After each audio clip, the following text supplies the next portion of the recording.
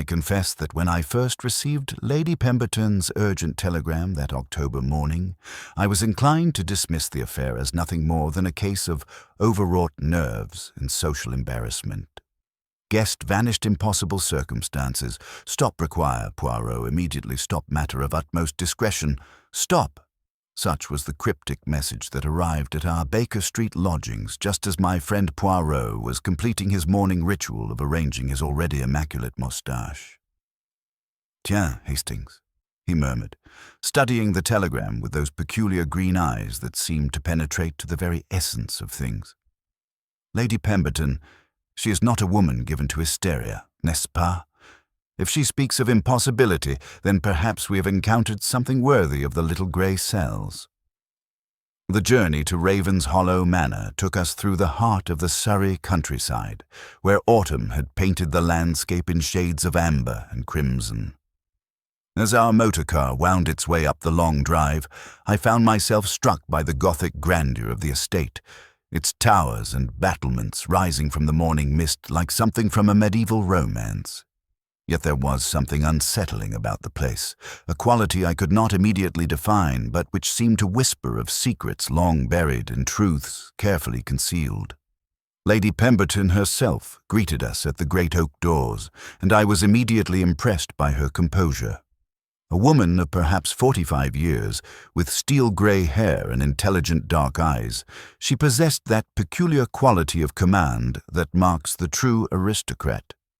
Yet I detected beneath her calm exterior a tension that spoke of sleepless nights and considerable worry. "Monsieur Poirot," she said, extending a gloved hand, "I cannot adequately express my gratitude for your prompt response. I fear we are dealing with something quite beyond the capabilities of our local constabulary." "Madame," Poirot replied with a slight bow, "you intrigue me greatly.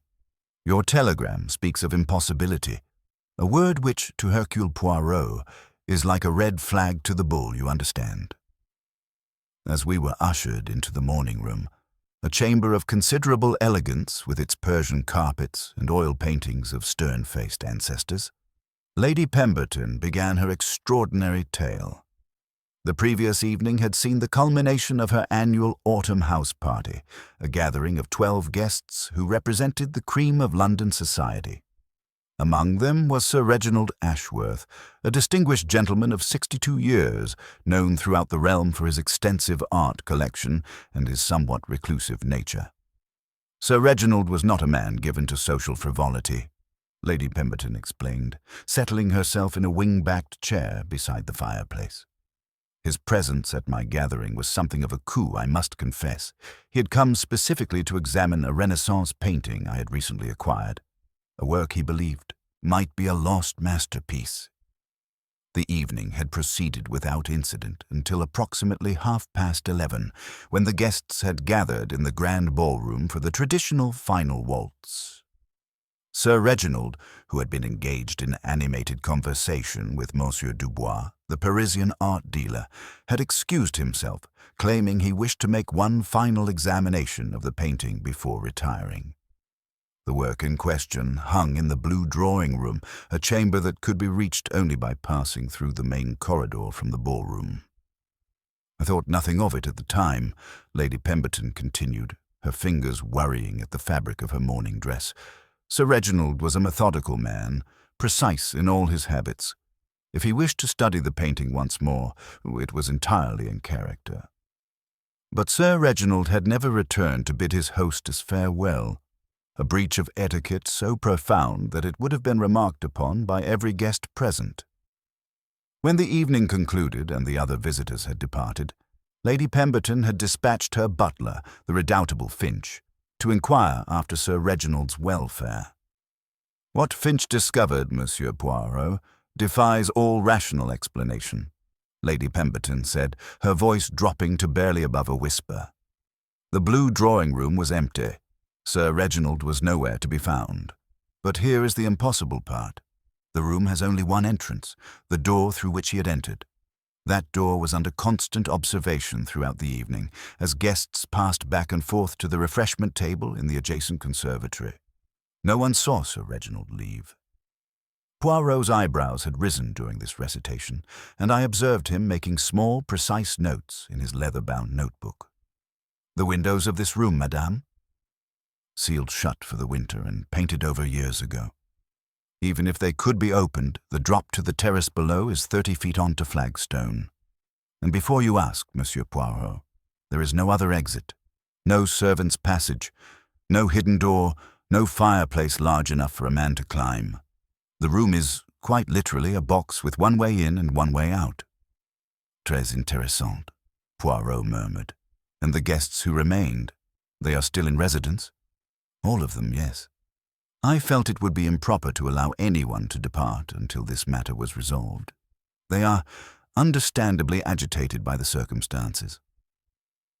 I found myself studying Lady Pemberton's face as she spoke, noting the way her eyes flickered toward the window when she mentioned her guest's agitation. There was something she was not telling us, some additional layer of complexity that she hesitated to reveal. "The local police, they have been informed?" Poirot inquired. "Inspector Davies arrived this morning, a well-meaning man, but—" She spread her hands in a gesture of helplessness. "He speaks of accidents, of Sir Reginald perhaps becoming confused and wandering off into the grounds. But that is impossible, Monsieur Poirot. Sir Reginald was in perfect health, his mind as sharp as ever, and besides, his coat and hat remain in the entrance hall. He would never venture outdoors on such a chill evening without proper attire." As if summoned by her words, a knock came at the morning-room door, and Finch appeared with the measured tread that marked the perfect butler. "Forgive the interruption, my lady, but Inspector Davies wishes to speak with you regarding the search of the grounds." "Ah," said Poirot, rising from his chair with that peculiar precision of movement that characterized all his actions. "Perhaps, madame, it would be beneficial for Poirot to examine this blue drawing-room before we proceed further. And then, if you would be so kind, I should very much like to meet your guests, for in a case such as this, where the impossible has occurred, the truth lies not in what we can see, but in what we can understand of the human heart." Lady Pemberton nodded, though I detected a slight tremor in her hands as she smoothed her skirts. "Of course, Monsieur Poirot. Though I must warn you, my guests are a complex group. Each harbors secrets, as is only natural among people of their station, but I cannot believe that any of them would be capable of—" "Of what, madame?" Poirot asked gently. "Of making a man disappear as though he had never existed at all." As we followed Lady Pemberton through the corridors of Ravenshollow Manor, with their portraits of long-dead ancestors gazing down from gilded frames, I found myself wondering whether we were about to encounter a case of impossible disappearance or something far more sinister. For in my experience with Hercule Poirot, when a man vanishes without a trace from a locked room, the explanation, however ingenious, invariably involves the darkest aspects of human nature. The game, as my friend would say, was most decidedly afoot. The blue drawing-room proved to be a chamber of understated elegance, its cream silk wallpaper and mahogany furnishings speaking of refined taste cultivated over generations. The Renaissance painting that had so captivated Sir Reginald hung above the marble fireplace, a portrait of a Venetian nobleman whose dark eyes seemed to follow our movements with ancient, knowing intensity. Yet it was not the artwork that immediately commanded Poirot's attention, but rather the room itself, which he approached with the methodical precision of a surgeon preparing for a delicate operation. Inspector Davies awaited us beside the hearth, a square-built man whose honest face bore the expression of one confronted by forces beyond his considerable but conventional experience. "No tricks here, Mr. Poirot," he announced with the confidence of thorough investigation. "We've tested every panel, examined the chimney, far too narrow for a man of Sir Reginald's build, and even chipped away the window paint to confirm they cannot be opened. The drop to the terrace below is 30 feet onto flagstone. He left by that door, and somehow no one noticed." "Ah," murmured Poirot, producing his magnifying glass. "But the room, she speaks to those who know how to listen. Nests pass." He moved with deliberate slowness across the Persian carpet that dominated the chamber's center, pausing to crouch beside an area where the intricate pattern seemed subtly disturbed. The threads here, they tell a story. Something heavy was moved across this spot, but the direction— He traced an invisible line with his finger. It leads nowhere, yet everywhere. Lady Pemberton watched from the doorway, her composure admirable despite the strain evident in her clasped hands. What could it mean, Monsieur Poirot? Patience, Madame. First, we must gather all the whispers before we can hear the truth they speak together. Poirot straightened, his attention shifting to a small crystal glass that sat upon the escritoire beneath the painting. This glass, Inspector Davies, you have examined it. Empty. Clean. Nothing remarkable about it. Au contraire. Poirot lifted the glass delicately, studying its rim in the morning light. Finch, if you would be so kind. This glass? It was here when you discovered Sir Reginald's absence? The butler stepped forward with measured dignity. Yes, sir. Sir Reginald had requested soda water at 11:40. I dispatched young Perry with it on a silver tray. When Perry returned to collect the service, he found the room empty, but the glass remained. Très intéressant. And Perry, he is available? Within moments, the young footman appeared, his nervousness evident in the way he twisted his white gloves. Under Poirot's gentle but persistent questioning, a clearer picture emerged of the evening's final hour. Perry had carried the soda water to the blue drawing-room at approximately 11:45, finding the door propped open with the bronze greyhound doorstop as was customary during social gatherings. The room had been empty, the lights dimmed for the final waltz that was concluding in the ballroom. I placed the glass on the escritoire as instructed, sir, Perry explained, his voice gaining confidence under Poirot's encouraging manner. The corridor was quite busy, guests moving between the ballroom and the conservatory for refreshments. Miss Ashworth passed by just as I was leaving, and Monsieur Dubois was deep in conversation with Mr. Quayle near the conservatory entrance. Miss Ashworth? Poirot's eyebrows rose with sudden interest. Lady Pemberton answered with obvious reluctance. Sir Reginald's niece and only living relative. She accompanied her uncle to the party, though I suspect she found our gathering rather tedious. Miss Ashworth is a modern young woman, more interested in motor cars than Renaissance art. And she stands to inherit Sir Reginald's considerable fortune? The question hung in the air like incense, heavy with implication. She is his sole heir, yes. Poirot nodded thoughtfully, then returned his attention to the room's single entrance. His examination of the door frame was minute, methodical, his magnifying glass revealing details invisible to the casual observer. Whatever he discovered, there caused him to pause, his green eyes narrowing with the expression I'd learned to associate with significant revelation. The painting, he said suddenly, turning to Lady Pemberton. It was acquired recently. 3 months ago, from the estate of the late Count Marchetti. Sir Reginald believed it might be a lost Caravaggio, though the attribution was disputed. Several of my guests shared his interest. Monsieur Dubois, naturally being an art dealer himself, and Mr. Blackwood has recently begun investing in old masters. Ah, Poirot murmured, and I recognized that particular tone, the sound of puzzle pieces beginning to align in his remarkable mind. So we have a valuable painting of disputed provenance, a missing expert who might authenticate it, and an heiress who would prefer jazz to Renaissance art. C'est magnifique. The stage is set most beautifully. He closed his notebook with a decisive snap. Come, Hastings. It is time for Hercule Poirot to meet these fascinating guests. For while this room guards its secrets well, the human heart, it cannot help but reveal itself to those who observe with proper attention. The morning room had been transformed into an impromptu court of inquiry, with Lady Pemberton's guests arranged in a careful semicircle that spoke volumes about their individual states of mind. Those with clear consciences sat forward, Eager to assist, those with secrets to guard maintained careful distances from both Poirot and each other.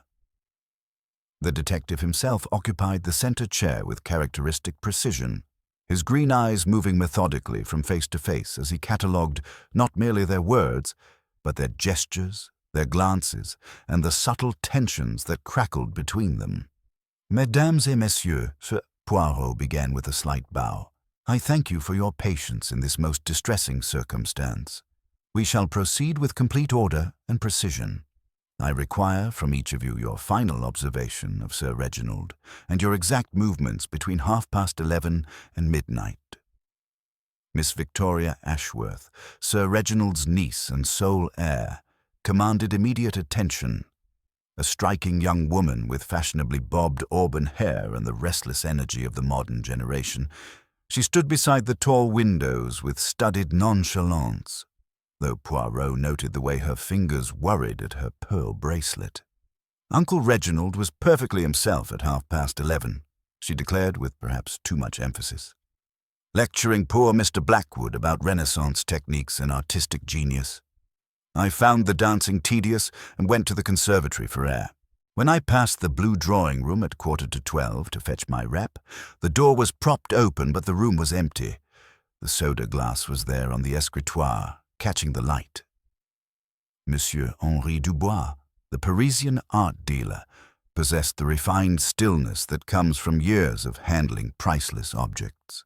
His silver hair was immaculately groomed, his dark suit perfectly tailored, yet Poirot detected a subtle tension in his carefully composed features. Sir Reginald and I discussed the Marchetti painting extensively, Dubois explained, his accent lending elegance to his words. He was convinced of its authenticity as a Caravaggio, though I harbored reservations about certain technical aspects. The brushwork in the lower quadrant, some peculiarities in the underdrawing. He claimed to possess documentation that would revolutionize our understanding of the master's later period. Documentation that would significantly alter the painting's value? Poirot inquired mildly. Naturellement. The difference between £50,000 and £50, as we say in the trade. But Sir Reginald was a man of integrity, passionate perhaps, but honest in his convictions. Mr. Charles Blackwood, a heavy-set industrialist with the florid complexion of one who enjoys his port, shifted uncomfortably in his chair. The man was obsessed, Poirot, spent the entire evening lecturing anyone who'd listen, barely touched his dinner, ignored the ladies completely. Art should bring beauty into one's life, not become some academic battlefield. You found his enthusiasm tiresome, monsieur? Insufferable would be more accurate. I collect paintings for pleasure, not to engage in scholarly debates about pigments and brush strokes. Blackwood's wife, a nervous woman in severe black, fluttered her hands in distress at her husband's bluntness. The Quayles presented a study in academic refinement. He tall and scholarly with prematurely grey hair and wire-rimmed spectacles. She small and vivacious with bright, cataloguing eyes. As Cambridge art historians, they commanded respect in matters of authentication. Sir Reginald was particularly animated last evening, Mrs. Quayle offered. He'd been corresponding with scholars in Florence about similar works and believed he'd discovered conclusive evidence of the painting's provenance. Her husband adjusted his spectacles nervously. Reginald was brilliant but given to enthusiastic interpretations of evidence. Authentication requires patience and multiple expert opinions. He preferred dramatic revelations to careful scholarship. Dr. Margaret Thornfield, sitting slightly apart from the others, possessed the intelligent composure of one accustomed to observing human nature in all its complexities. When Poirot addressed her, she responded with professional authority. As a physician, I can state definitively that Sir Reginald showed no signs of mental confusion or physical distress. He was alert, focused, perhaps slightly agitated by excitement, but certainly not a man on the verge of some collapse or disoriented wandering. Young Perry, the footman, had been hovering near the door and now burst out with nervous energy. "If you please, sir, I noticed the corridor rug was bunched when I delivered the soda water, as if someone had kicked it in their haste." Poirot made careful notes, his methodical mind cataloguing each detail, each contradiction, each revealing gesture. "The times, the positions, the small disorders," he murmured, rising with characteristic precision. "We have a niece impatient with art, a dealer patient with it, a collector perhaps too eager, scholars who counsel caution, and a physician who observes all. It is sufficient for the present." Miss Ashworth leaned forward with sudden intensity. "Are you suggesting Uncle Reginald didn't vanish at all? That he somehow slipped past a corridor full of people?" Poirot's smile was enigmatic. "Mademoiselle, men do not vanish. They are made to seem to vanish, by vanity, by fear, by greed, by love. Which is it here?" He bowed slightly.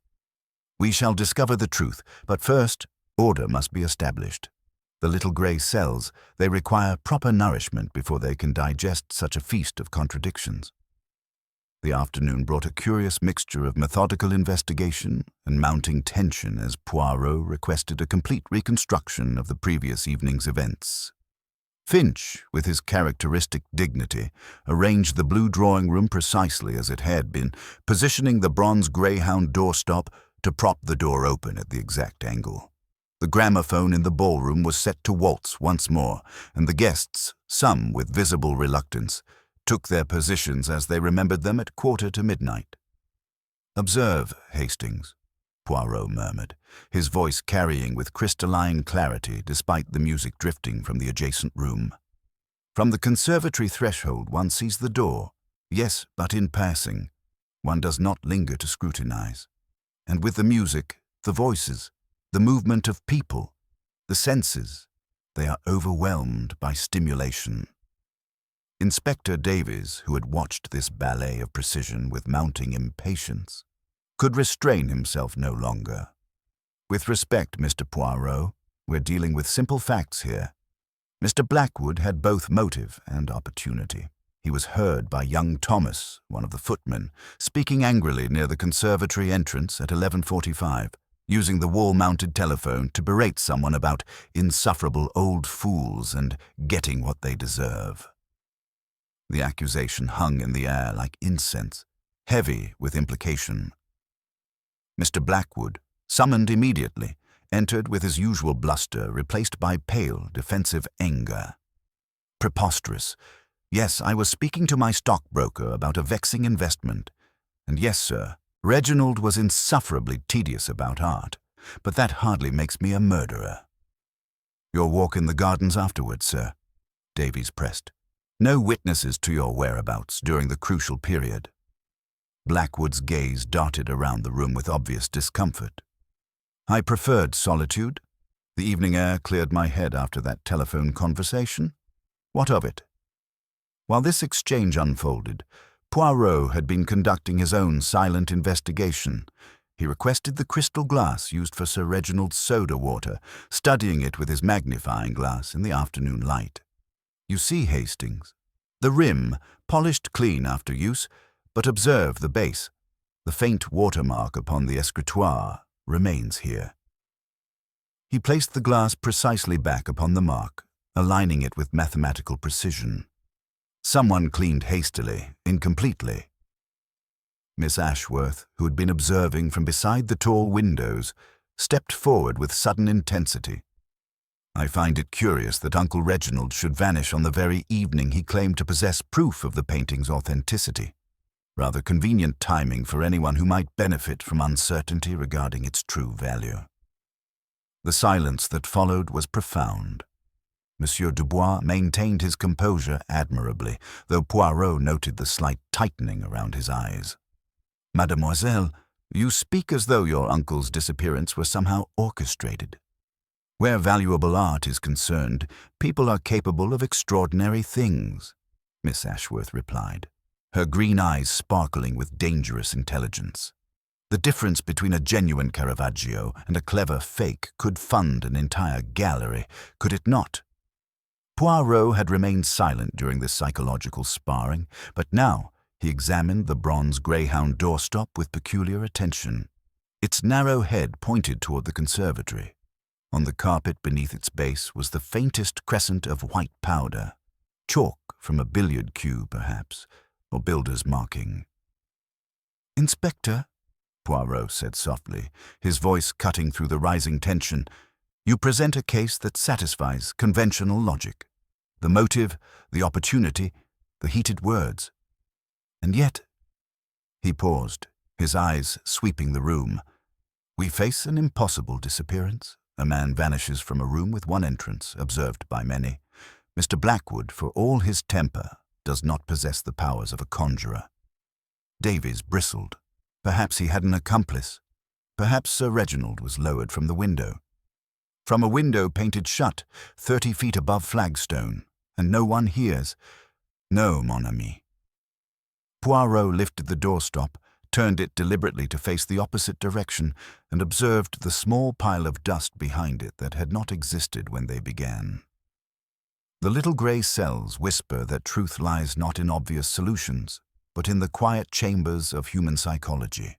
The crime was conceived in the mind before. It was executed in reality. He closed his notebook with decisive precision. "Grant me 1 hour more, Inspector. The threads are beginning to weave themselves into a pattern, but the design is not yet complete." Davies hesitated, then nodded reluctantly. In that hour, Poirot would discover that the most impossible crimes often have the most elegantly simple solutions. The first false lead presented itself with the satisfying certainty that Inspector Davies craved, yet it was precisely this certainty that caused Poirot's green eyes to narrow with skepticism. Mr. Charles Blackwood had been taken into custody that very afternoon, his blustering protests echoing through the corridors of Ravenshollow Manor as the constables led him away. The case against him appeared formidable: financial desperation, heated words overheard by the servants, and his solitary walk during the crucial period when Sir Reginald had vanished. "The matter is resolved, Mr. Poirot," Inspector Davies announced with evident satisfaction as he returned from the village station.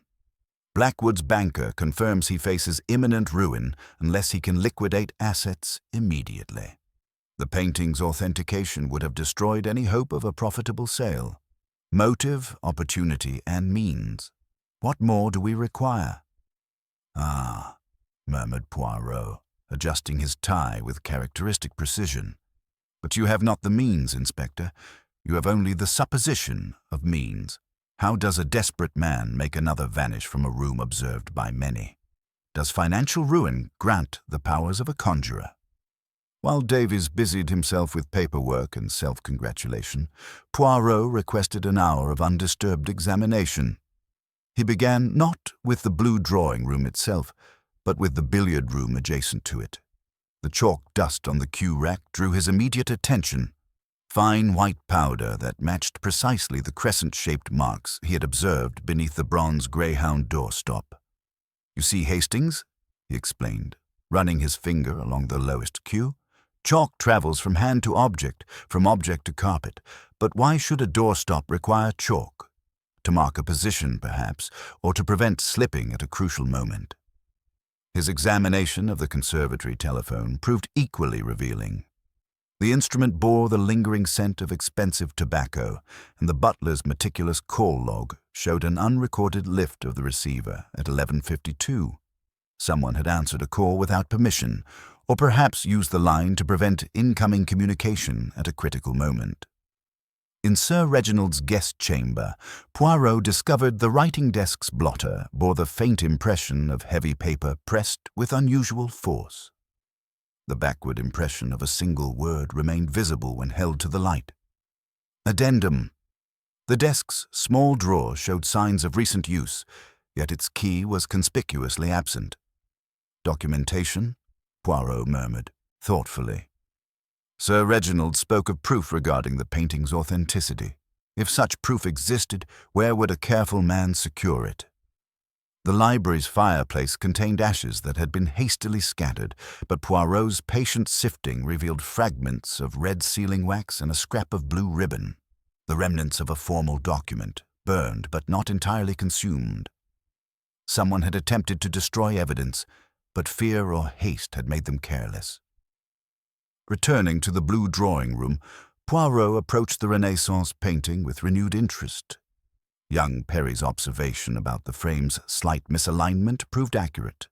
The left side hung nearly 2 inches lower than proper. More significantly, Poirot's magnifying glass revealed tiny scratches on the frame's inner molding and minute pinholes around the canvas edge. "The painting has been removed recently," he observed, his voice barely above a whisper. "See here, Hastings. Fresh marks where tools have been applied, and the canvas shows slight stretching. Someone has been most interested in what lies beneath the surface." As afternoon shadows lengthened across the Persian carpet, Poirot positioned himself precisely where Sir Reginald would have stood while examining the artwork. From this angle, the room's single entrance was clearly visible, yet the positioning of furniture created subtle blind spots, areas where movement might occur unobserved by casual glances from the corridor. "The impossibility, she begins to reveal herself," Poirot mused, his gaze moving methodically around the chamber. "Not through magic, but through psychology. The human eye sees what it expects to see, ignores what seems ordinary, and remembers selectively what serves its purposes." Inspector Davies returned as evening approached, his confidence unshaken by Blackwood's continued protests of innocence.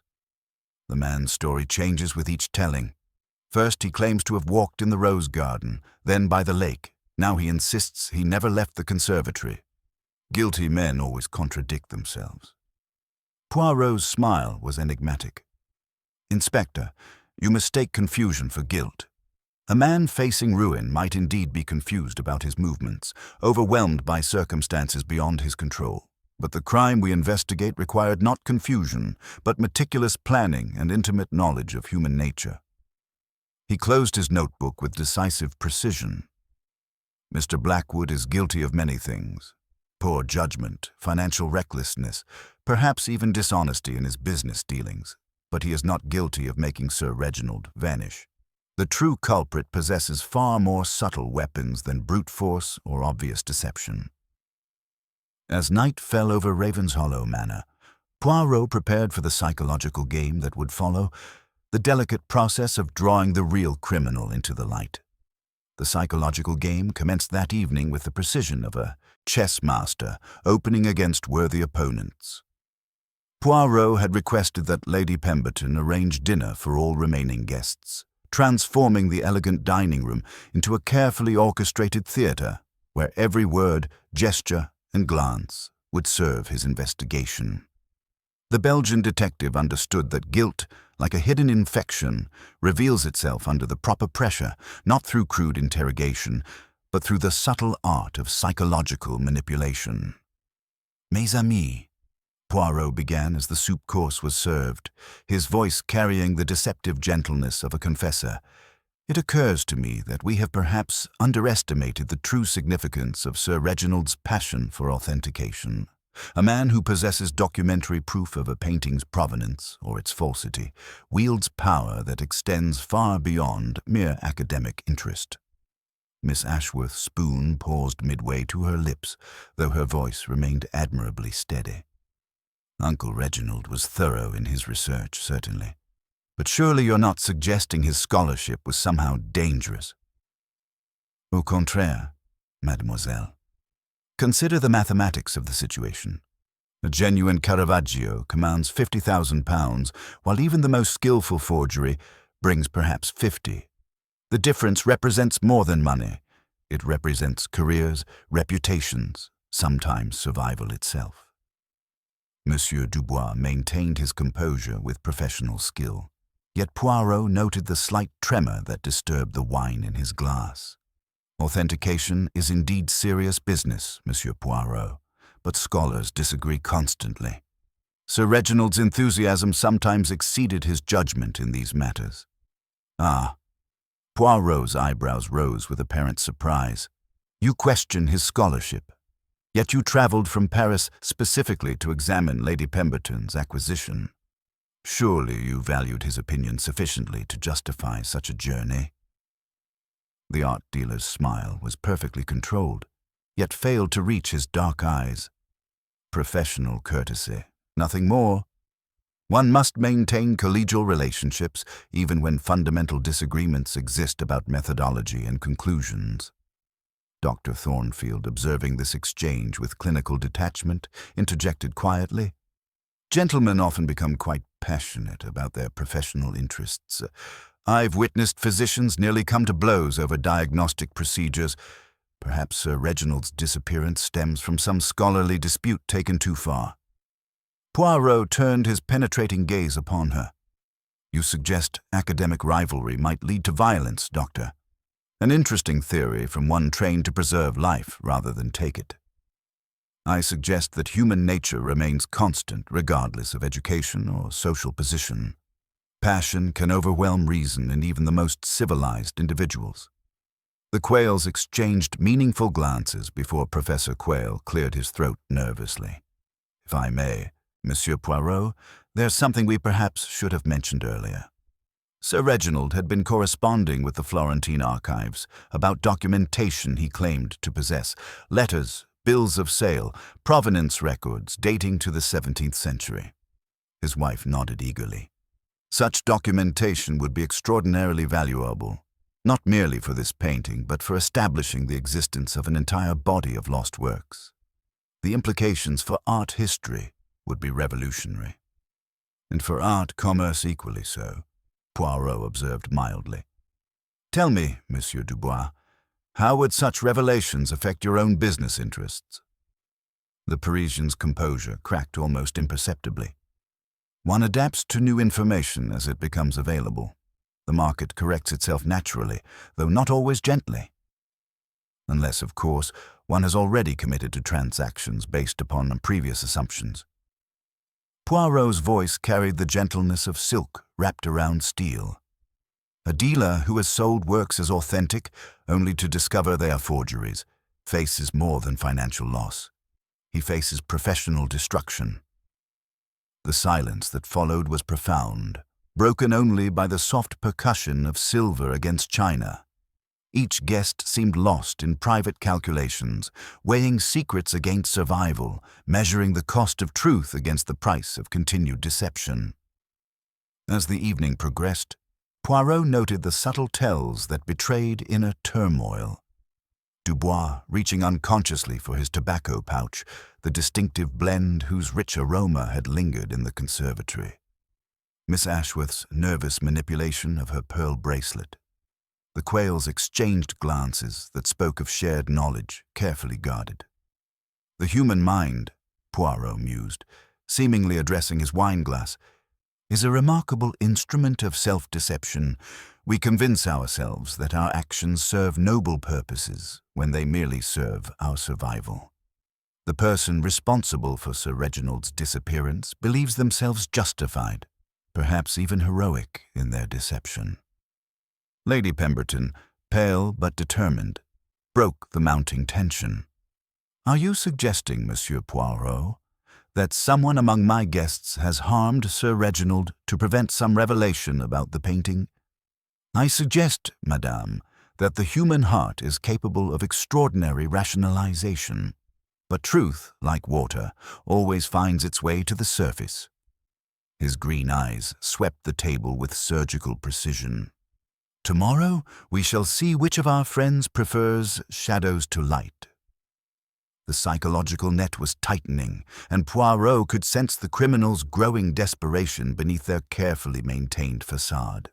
The psychological pressure Poirot had so carefully orchestrated bore fruit in the darkest hours before dawn, though not in the manner any of us had anticipated.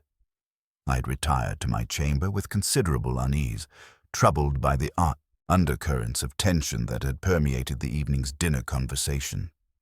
The Belgian detective had positioned his pieces with chess master precision, yet I sensed that our adversary possessed moves of their own, equally calculated and infinitely more desperate. At 20 minutes past 2, the silence of Ravenshollow Manor shattered like crystal against stone. The house alarm's wild pealing dragged me from uneasy dreams, and I found Poirot already dressed, his green eyes bright with the anticipation of one whose trap has finally been sprung. We descended the main staircase to discover Lady Pemberton in her dressing gown, pale as morning mist, standing before the blue drawing-room with Finch beside her, both staring at the door in obvious distress. "The lock has been forced," Finch reported with professional composure that barely concealed his agitation. "Most expertly done, I must say. Whoever accomplished this possessed considerable skill with such mechanisms." The scene within struck me with visceral shock. The Renaissance painting had been systematically mutilated, not slashed in passion, but carefully dissected with surgical precision. The canvas had been removed from its frame entirely, sections cut away with methodical thoroughness, as though someone had been searching for something concealed within the layers of paint and preparation. "Mon Dieu," breathed Poirot, his voice carrying a note I'd rarely heard, genuine surprise mixed with professional admiration. "Our criminal has revealed their true purpose at last. This is not vandalism, mes amis. This is archaeology." Inspector Davies arrived within minutes, his earlier confidence in Blackwood's guilt now thoroughly shaken by this development. "The man's been in custody all evening. He couldn't have done this, but who else would destroy such a valuable work?" Destroy? Poirot's eyebrows rose as he examined the scattered canvas fragments with his magnifying glass. "Inspector, observe the precision of these cuts. Each section has been removed intact, rolled carefully, secured with ribbon. This is not destruction, it is extraction." Young Perry appeared in the doorway, summoned by the commotion, and immediately drew Poirot's attention with his obvious distress. Under gentle questioning, the footman revealed that he had been stationed in the corridor as requested, but had been drawn away by sounds from the conservatory, someone moving about, opening and closing drawers as though searching for something specific. "I thought perhaps one of the guests required assistance," Perry explained, wringing his hands. "When I investigated, I found the telephone receiver off its hook and papers scattered about the writing desk. By the time I returned to my post, the alarm was already sounding." Poirot's examination of the conservatory proved illuminating. The writing desk had indeed been thoroughly searched, its drawers emptied and contents examined with the same methodical precision evident in the painting's dissection. More significantly, the telephone's call log showed an outgoing connection at 2:15. Someone had made a call during the height of the disturbance. "The timing, she is most instructive," Poirot murmured, his notebook receiving another precise entry. "First, the distraction to draw away our guardian. Then, the systematic search of the painting. Finally, the telephone call, perhaps to arrange a meeting or to report success to an accomplice." Returning to the blue drawing-room, Poirot's investigation revealed the criminal's true objective.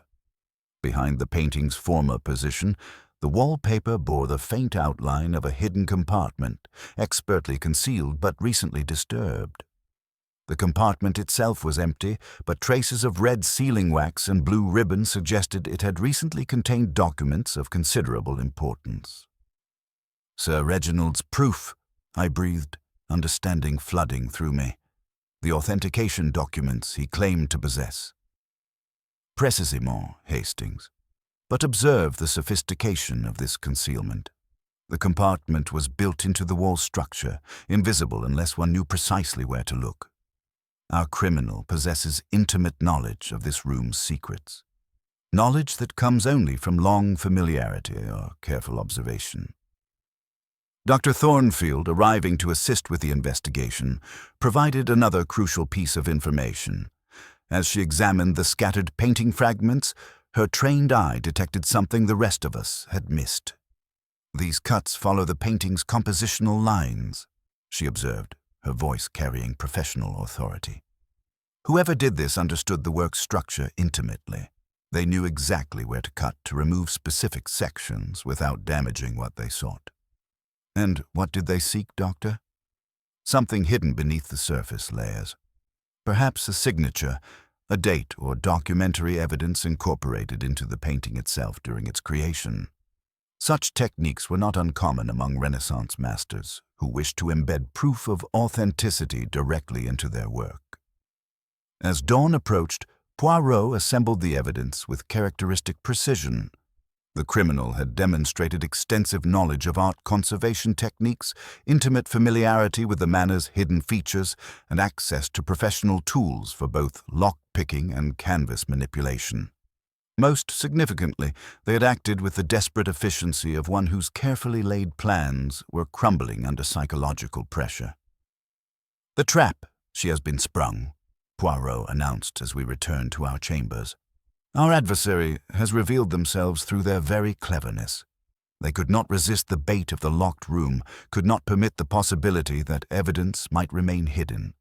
In seeking to destroy proof of their deception, they have provided proof of their guilt." I found myself studying my friend's composed features, noting the satisfaction that played about his lips. "You know who it is." "I know, Hastings. The little grey cells have assembled the puzzle at last, but knowledge and proof are different creatures entirely. Tomorrow we shall see which of our suspects possesses the courage to face the truth, and which will make one final, desperate gamble to escape justice." As morning light crept across the grounds of Ravenshollow Manor, I realized that Poirot's psychological game had succeeded beyond even his expectations. The criminal had been forced from the shadows by their own desperation, and the final confrontation could not be long delayed.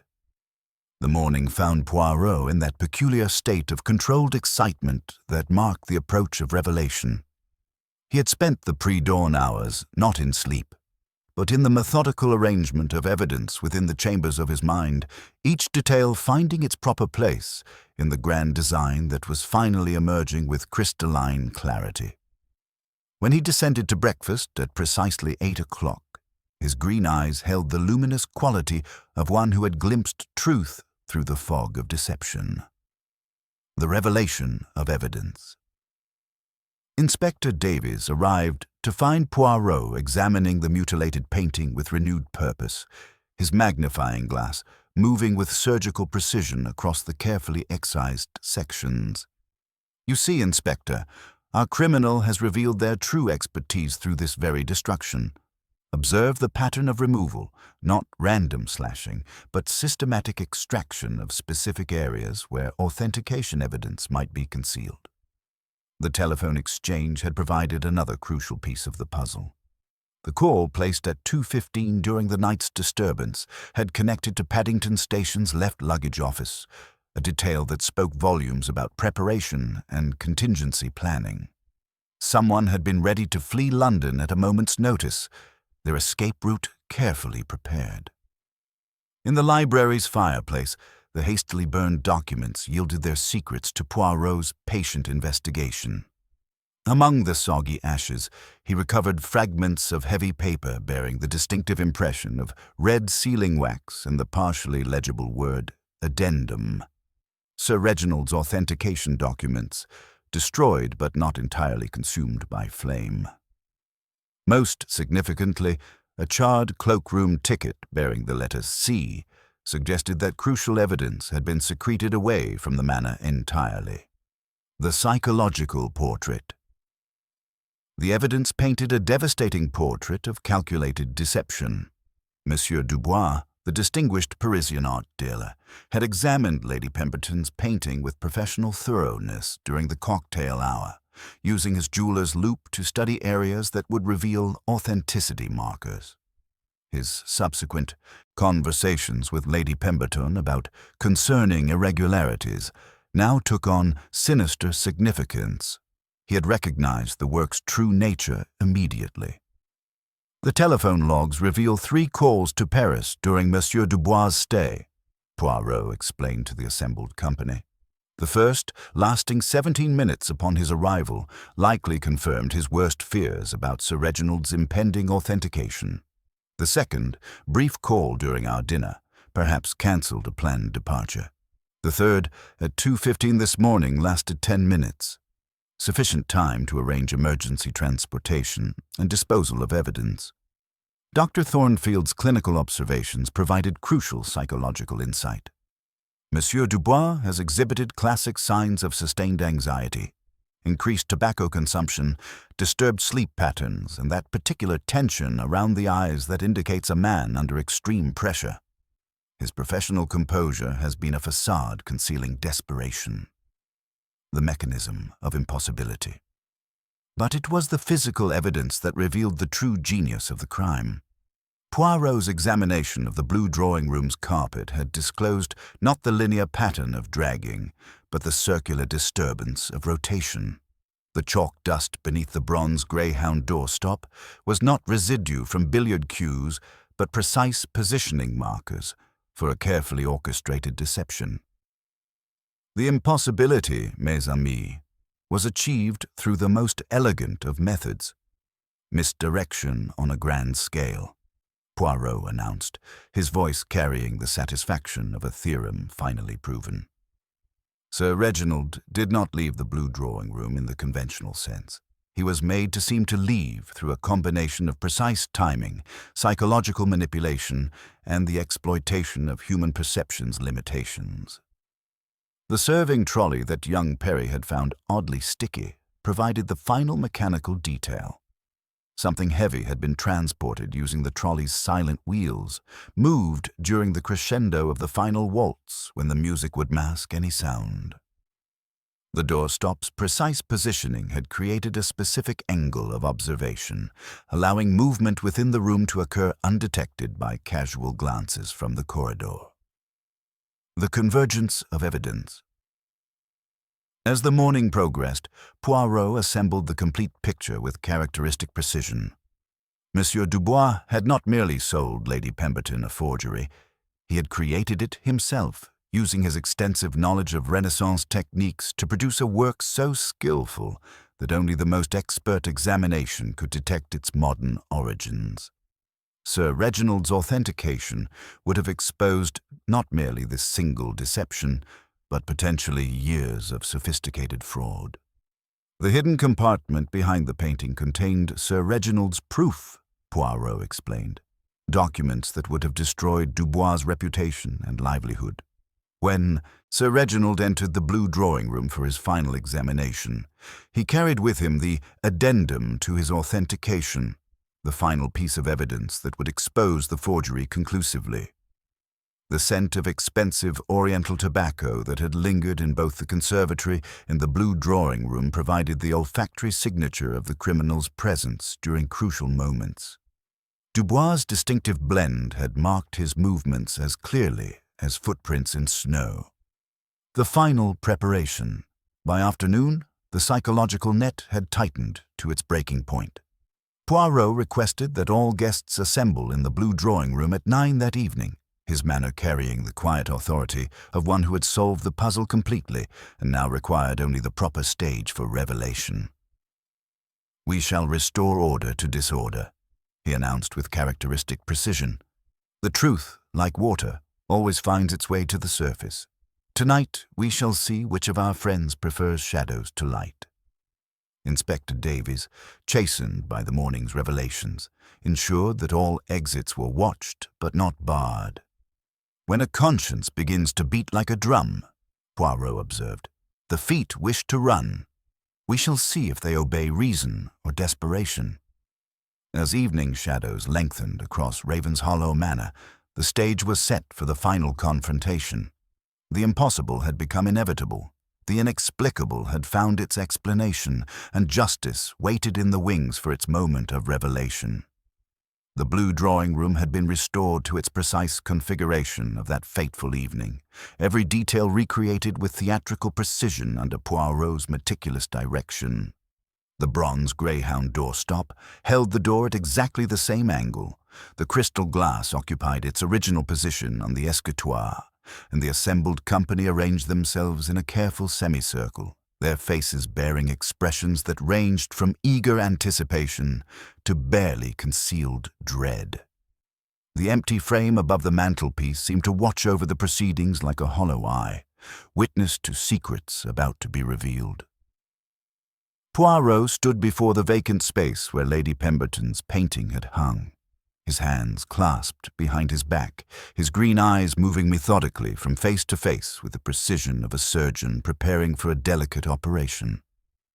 The silence stretched taut as violin strings until he began to speak, his voice carrying the quiet authority of one who had penetrated to the heart of truth. Mesdames et messieurs, we gather this evening to solve a puzzle that has confounded logic and challenged the very foundations of possibility. A distinguished gentleman vanished from a room with one entrance, observed by many, leaving no trace of his departure. But Hercule Poirot knows that impossibility is merely possibility disguised by human psychology and criminal ingenuity. The art forgery. Revealed. Poirot moved to examine the empty frame with deliberate precision.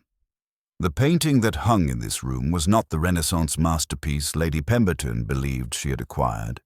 It was a forgery, but a forgery so skillful that only the most expert examination could detect its modern origins. The brushwork was flawless, the aging techniques sophisticated, the provenance documentation carefully fabricated to withstand all but the most rigorous scrutiny. Monsieur Dubois maintained his composure with admirable skill, though Poirot noted the slight tremor that disturbed his carefully manicured hands. The art dealer's dark eyes held the watchful quality of a man who understood that his fate balanced on a razor's edge. Monsieur Dubois, Poirot continued, his gaze fixing upon the Parisian with laser precision, you are not merely an art dealer, you are an artist of considerable talent yourself. The Marchetti Caravaggio was your creation, crafted with such expertise that it might have fooled the world's greatest museums. But Sir Reginald Ashworth possessed something you could not forge, authentic documentation that would expose your masterpiece as a magnificent deception. The mechanism of impossibility. Poirot lifted the crystal glass delicately, studying it in the lamplight. The soda water delivered by young Perry at 11:45 contained more than mere carbonation. Chemical analysis would reveal traces of chloral hydrate, a sedative that acts swiftly and leaves little trace. Sir Reginald, absorbed in his final examination, consumed the draught without suspicion. He moved to where the bronze greyhound doorstop had been positioned. This doorstop was not placed randomly, but with mathematical precision. Observe the chalk dust beneath. Not residue from billiard cues, but positioning markers for a carefully orchestrated deception. The angle created a specific blind spot, allowing movement within the room to occur undetected by casual glances from the corridor. Inspector Davies leaned forward intently. But how was he removed? The corridor was constantly observed. Ah, Poirot's eyebrows rose, but observe the carpet's pattern of disturbance. Not linear dragging, but circular rotation. The serving trolley, which young Perry found oddly sticky, had been prepared with shellac and resin for silent movement.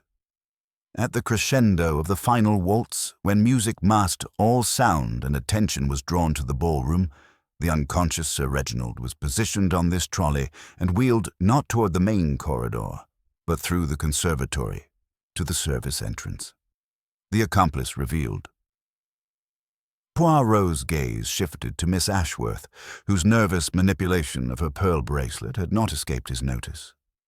But such an enterprise required intimate knowledge of the manor's layout, access to the service areas, and someone to coordinate timing.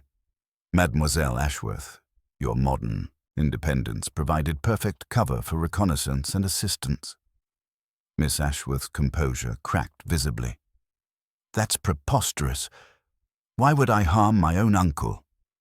Not harm, mademoiselle. Preserve.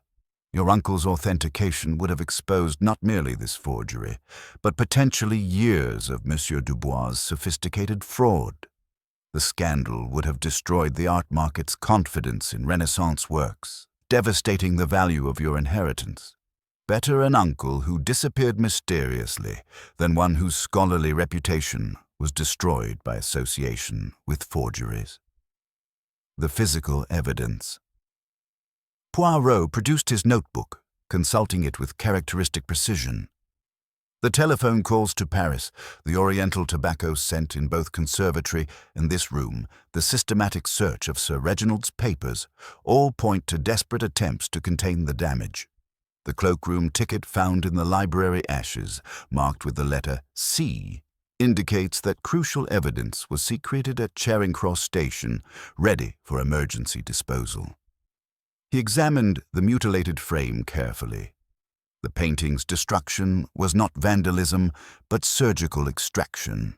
Someone with conservation expertise removed specific sections where authentication marks might be hidden, but they overlooked the most crucial evidence: Sir Reginald himself.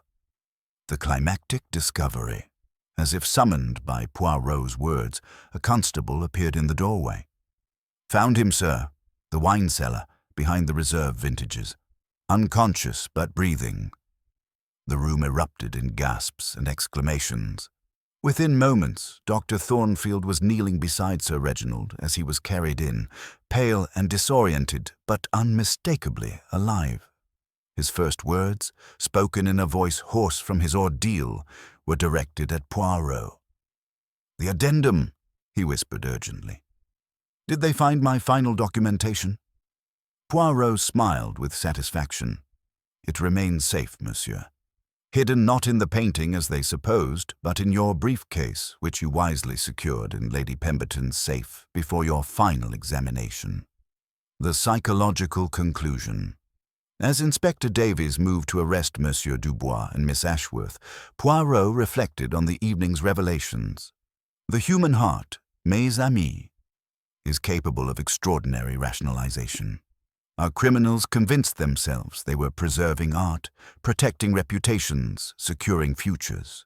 But truth, like water, always finds its way to the surface. Dubois, his facade finally crumbling, looked up with something approaching admiration. "How did you know, Monsieur Poirot?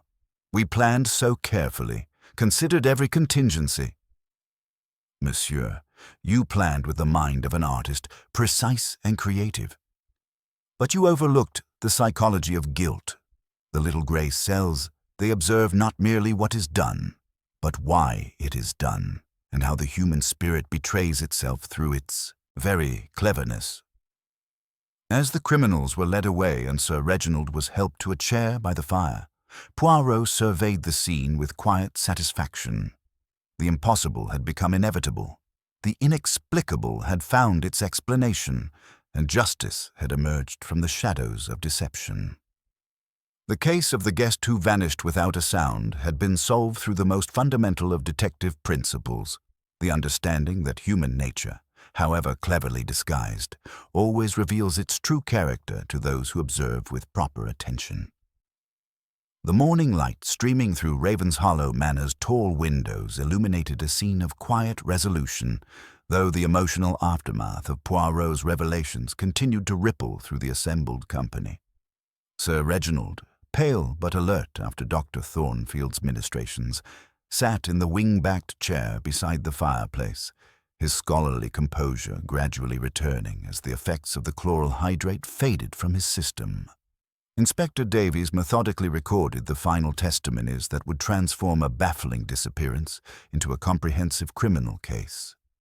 The charges against Monsieur Dubois and Miss Ashworth were extensive. Conspiracy to defraud, false imprisonment, destruction of property, and systematic art forgery spanning several years across international borders. The psychological manipulation was perhaps the most sophisticated aspect of their scheme, Poirot explained to Lady Pemberton as she served tea with admirably steady hands.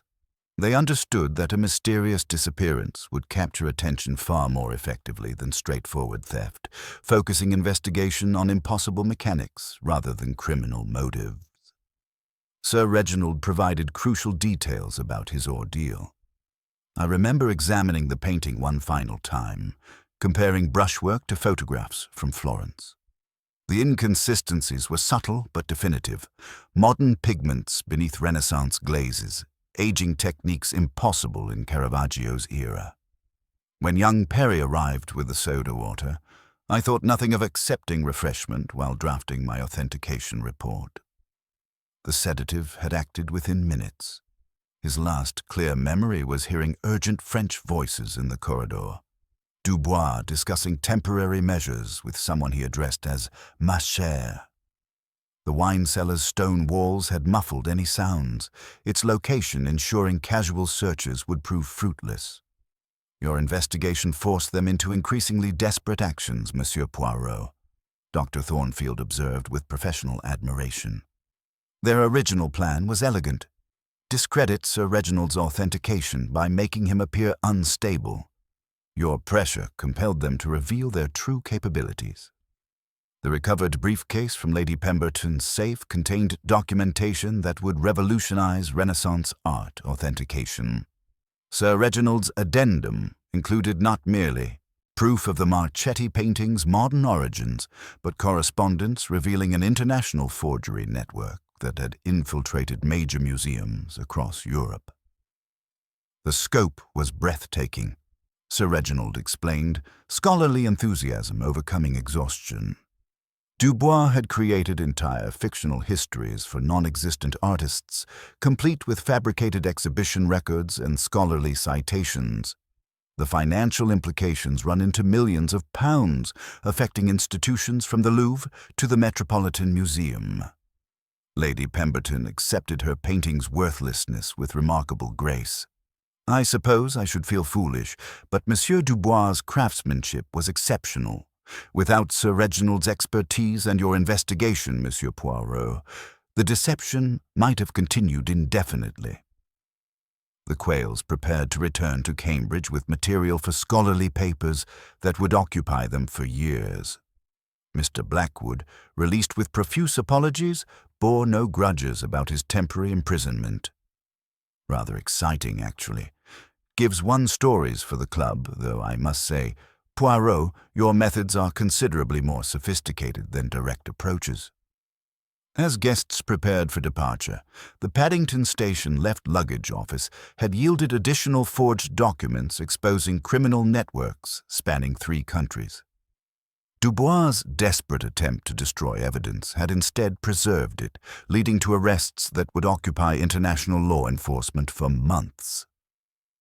Monsieur Dubois, his elegant facade finally shattered, had offered no resistance to Inspector Davies' men.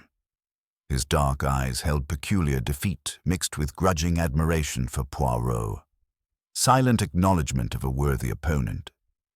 Miss Ashworth's protests of innocence had crumbled against the weight of meticulous evidence, her carefully constructed composure collapsing into furious denial before she was led away. Justice has a peculiar sense of humor, Poirot observed, as our motor car prepared for London. In seeking to make one man vanish, our criminals instead made visible an entire world of deception. The little grey cells appreciate such elegant symmetry.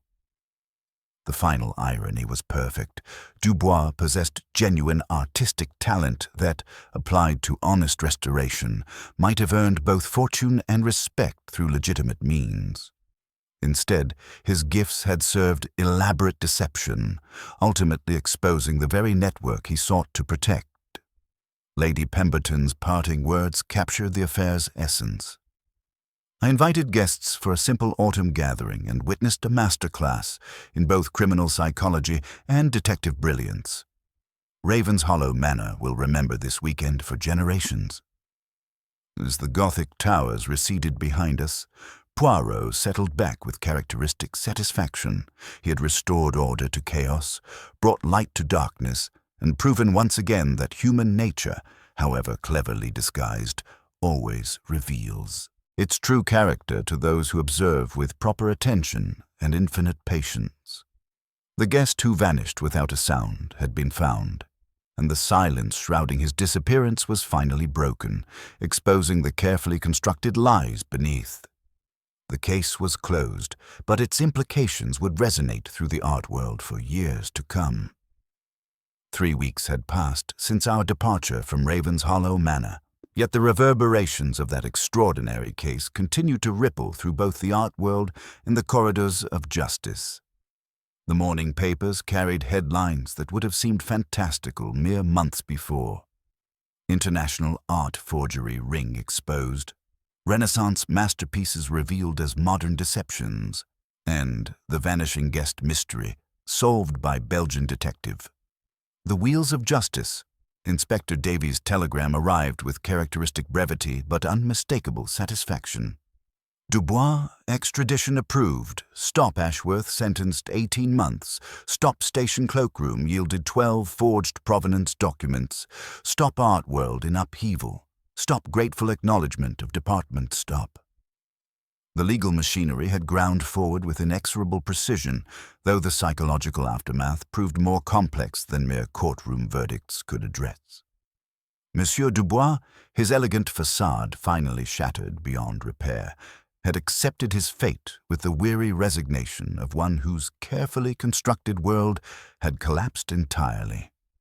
His final statement to the French authorities revealed a man who had convinced himself that artistic excellence justified any deception. "I created beauty where none existed," he had declared with pathetic dignity. "If that is crime, then I am guilty of giving the world more Caravaggio than Caravaggio himself provided." Miss Ashworth's transformation proved more dramatic. The fashionable young woman who had manipulated her uncle's disappearance with calculating precision had been replaced by someone hollow-eyed and brittle, her modern confidence shattered against the ancient stones of justice. Her 18-month sentence seemed almost merciful considering the scope of her complicity, yet Poirot observed that prison walls were often less confining than the cages we construct within our own minds. The scholarly response. Sir Reginald's recovery had been as methodical as his scholarship. He appeared at our Baker Street lodgings one crisp November morning, his silver-headed cane tapping with renewed authority, his eyes bright with the particular fire that distinguishes the true enthusiast from the mere collector. "We shall revolutionize authentication procedures," he announced, settling into our sitting room with scholarly determination. "The Quayles have agreed to collaborate on a comprehensive handbook. No more romantic attributions based on wishful thinking, but rigorous scientific analysis supported by documentary evidence. My ordeal, while unpleasant, has illuminated weaknesses in our current systems that demand immediate attention." Poirot nodded approvingly, though he observed with characteristic insight that criminal ingenuity would merely adapt to new challenges. The fox does not abandon the henhouse because one shutter is mended, mon ami. He studies the latch with greater care. Tokens of remembrance. Lady Pemberton's letter arrived on cream-colored paper, scented faintly with violets, accompanied by a carefully wrapped parcel. Her elegant script thanked Poirot for restoring not merely my missing guest, but the very concept of order to a household that had harbored chaos unknowingly. The parcel contained the bronze greyhound doorstop, polished to dark perfection, with a note explaining a memento of misdirection, returned to a master of proper direction. Poirot received the gift with evident pleasure, positioning it upon our mantel with mathematical precision. "He shall hold open only the doors of memory, Hastings," he murmured, adjusting the creature's angle to satisfy his passion for symmetry. I observed him thereafter, making minute corrections to its position, as though the universe required constant rebalancing after the disorder we had encountered at Raven's Hollow. Dr. Thornfield's correspondence brought news of her appointment to St. Bartholomew's Hospital, where she intended to establish a clinic studying the effects of sedative misuse among elderly patients. "An unglamorous specialty," she wrote in her precise hand, "but one that serves both medicine and justice." Sir Reginald's courage during his ordeal demonstrated that the human spirit, properly supported, can endure extraordinary trials without permanent damage. The wider implications. The international art community reeled from revelations that continued expanding with each investigation. Museums in Paris, Florence, and New York discovered additional forgeries bearing Dubois' subtle signatures, while auction houses faced the uncomfortable task of authenticating works they had sold with absolute confidence. The financial implications reached into millions of pounds, affecting institutions whose reputations had been built over centuries. Professor Quayle's scholarly paper on the case, published in the Journal of Renaissance Studies, became required reading for authentication specialists worldwide. His analysis of the psychological factors that enabled such extensive deception provided insights that extended far beyond art history into the fundamental nature of expertise and institutional trust. Philosophical reflections. As winter settled over London, Poirot often found himself contemplating the deeper lessons of the Ravenshollow affair. "The case troubles me not for its complexity, Hastings, but for its simplicity," he confided one evening as we sat before our fireplace. "Human nature reveals itself most clearly, not in moments of great passion, but in the quiet calculations of everyday self-interest. Miss Ashworth convinced herself that preserving her inheritance justified any deception, while Monsieur Dubois believed his artistic talent elevated fraud to the level of creative expression." He paused to adjust his moustache with characteristic precision. "The tragedy lies not in their crimes, but in their absolute conviction that their motives were pure. The human capacity for self-deception exceeds even our capacity for deceiving others." Final departure. Our final visit to Ravenshollow Manor in late November provided appropriate closure to the extraordinary affair. Lady Pemberton had replaced the empty frame above the blue drawing-room's mantelpiece with an elegant Venetian mirror, whose surface caught the autumn light and reflected it gently throughout the chamber. "A wiser ornament," Poirot pronounced with satisfaction, "for it reminds each observer to examine the only subject they may judge with complete certainty, themselves."